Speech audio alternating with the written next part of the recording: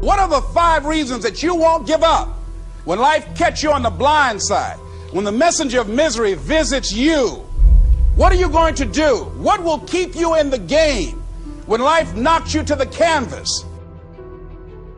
Life's going to punch you right in the face. Life's going to fire you over and over again. You're going to be told you're not good enough. Your faith is going to be tested. Your family's going to look you in the eye and say, how do we get health insurance the next month? I don't know. But I know we're going to make it.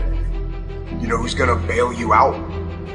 You know who's going to come and rescue you? You know who's going to come and save the day? No one. No one's going to come and do it for you. You're going to have to do it all yourself. See, the Buster Douglas that fought in the last fight was not the Buster Douglas that fought Mike Tyson. See, the Buster Douglas that got knocked down while fighting Mike Tyson had gotten out of an alcohol recovery center. His mother had died. His wife was ill with a terminal illness. He was considered a nothing, a bum. So when he got knocked down, Buster Douglas had a reason to get back up because he said, I'm dedicating this fight to the memory of my mama. Life is hard, man. That's what it's about. Life is a challenge. If you don't work as hard as you can, if you don't sacrifice everything, if you don't get rejected and keep coming back for more, if you don't get your loyalty tested and your faith tested, you don't love that thing if you bail out.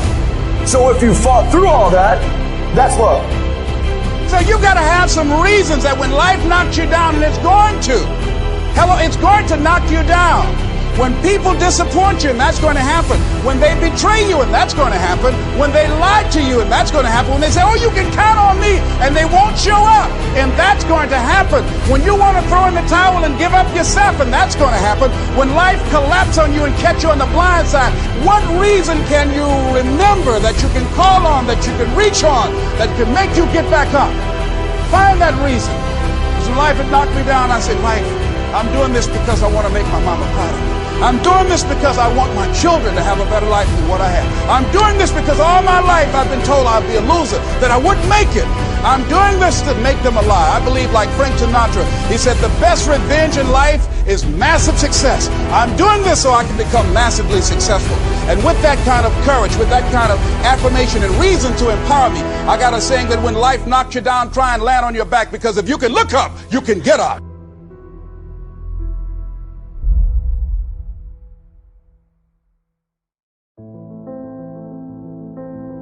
You don't have to be grim, but you do have to be serious. Hey, everybody hopes things will get better, but remember, the future does not get better by hope. It gets better by plan. And hope unaided by clear plans can finally become an illness. There's a Bible phrase that says, hope long delayed makes the heart sick. It's a sickness. I used to have the illness known as passive hope. It's bad. And there's one that is even worse, and that is called happy hope. That is really bad. The man is 50, and he's broke, and he's still smiling. That's bad. So get serious. Make plans. Put them on paper. My suggestion from experience. There's a phrase from the Bible that goes, without dreams and vision, we perish. How true. Humans have this unique ability to aspire, to dream, to go for something, to become something. Without that, life is not life. We must have dreams and never give up on our dreams. I'd like to share a few ways your use of time are affected by or influence the achievement of your goals. Have you ever thought that without some very clear written goals, you never even need to consider managing your time? Time essentials come from objectives well defined. Time can't be critical if objectives aren't defined. Now you might be one of those uniquely fortunate individuals who can keep all their objectives and purposes clearly defined in their minds and operate from that. But I wouldn't take the chance. Write your goals down and set careful priorities. Sometimes priorities are determined by the season. For a farmer in springtime, the season dictates his most important activities. During the spring, a farmer must work around the clock, burn the midnight oil, and keep the equipment running because he has only this small window of time for the planting of his crops. One of the difficulties of living in an industrialized society is the losing of the sense of seasons. When to pour it on, when to ease back, when to take advantage. It's easy to keep going from 9 to 5, year in and year out, and lose a natural sense of priorities and appropriate time. Don't let one year just blend into the next. Keep an eye on your own seasons, lest you lose track of values and substance. Part of setting priorities is learning to separate major activities from minor activities. This is a whole skill in itself, but once you have learned it, it will pay dividends you won't believe. So learn to put everything on your mental scales to be carefully weighed before you spend time or money. Of your sanity is socially distributed. And what I mean by that is, well, let's say that you know how to behave. You're well socialized. You can play with others. Now, I said already in this conversation, if you didn't learn to play with others between the time you were 2 and 4, you will never learn.